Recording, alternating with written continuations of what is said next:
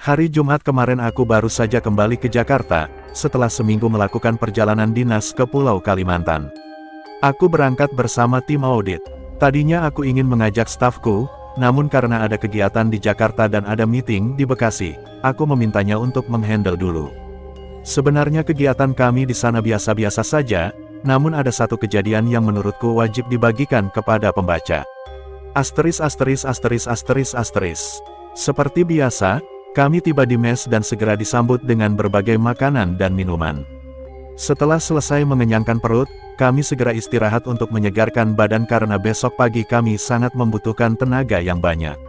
Malam itu kami tidur berempat satu kamar, padahal ada 3 kamar di mes itu. Singkat cerita, keesokan paginya kami memulai aktivitas kami. Cukup melelahkan memang karena kami menjalankan sebuah misi dari direktur untuk kemajuan perusahaan.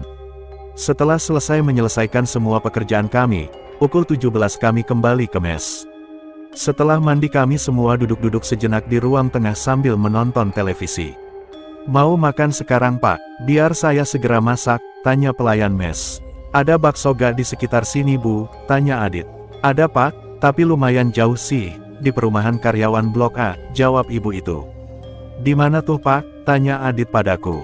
"Di dekat sekolah SD. Lumayanlah 2 kilo dari sini," jawabku. "Bakso aja yuk Pak," ajak Adit.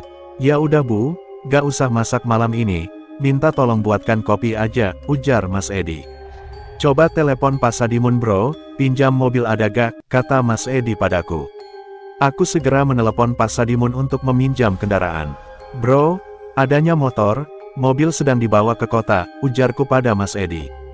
"Ya udah, motor aja 2, jawab Mas Edi. Kami pun bersantai menunggu motor sambil berkaraoke ria. Dan beberapa menit kemudian, motor pun datang diantar oleh satpam. "Terima kasih ya Pak," ujarku sambil menerima kunci motornya. "Sama-sama Pak, hati-hati Pak, gelap, jalannya juga jelek," kata satpam itu. Kami segera berangkat menggunakan motor itu. Saat itu pukul 19 dan jalan memang gelap karena lampu penerangan hanya ada di jalan perumahan. Walaupun telah menggunakan lampu sorot dari motor, tetap kami harus berhati-hati karena jalannya tidak rata dan berbatu. Kami memacu motor dengan hati-hati dan pelan-pelan. Aku dan Mas Edi berjalan di depan, sedangkan Arif dan Adit berboncengan di belakang. Di tengah jalan, aku mengerem motor untuk berhenti, kebetulan lingkungan sekitar sangat gelap. "Kenapa berhenti Pak?" tanya Arif yang juga berhenti di sampingku. "Set, kalian denger gak?" "Hah, apa?" tanya Adit. Tiba-tiba, hihihihi, terdengar suara orang ketawa namun cukup jauh. Kami berempat terdiam tanpa komentar apapun. "Ayo jalan aja," ujar Mas Edi. Ketika aku gas motor agar jalan, tiba-tiba tepat di depan kami ada sosok wanita menggunakan gaun putih. Rambutnya panjang terurai dan terlihat agak kusut. Wajahnya lonjong dan dagunya lebih panjang dari ukuran orang normal. Sosok itu melayang tepat depan kami. Bola matanya berwarna putih dan di sekitar matanya terdapat lingkaran hitam seperti hantu di sinetron. Hihihihihi, ia tertawa dengan sangat keras dan melengking. Aku terpaku menatapnya, tanganku gemetar dan serasa tak ada tenaga untuk menarik gas motor. Mas Edi segera meraih stang motor dan memutar balik motor itu. Aku tetap duduk di depan seperti anak kecil yang sedang dibonceng.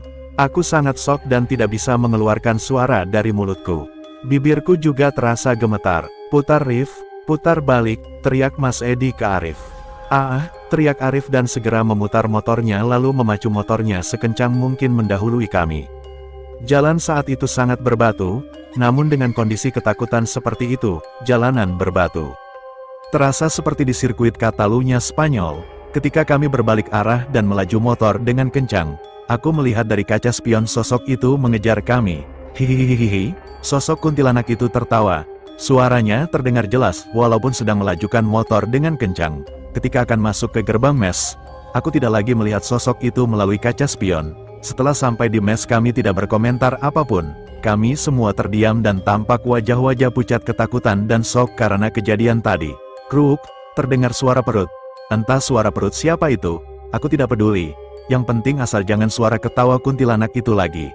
Jika sosok itu tiba-tiba berdiri di depan kami lagi, aku mungkin bisa mati jantungan. Kejadian itu memang menjadi pengalaman horor saat perjalanan dinas kami. Kami sangat shock karena mental kami belum siap bertemu dengan hal seperti itu.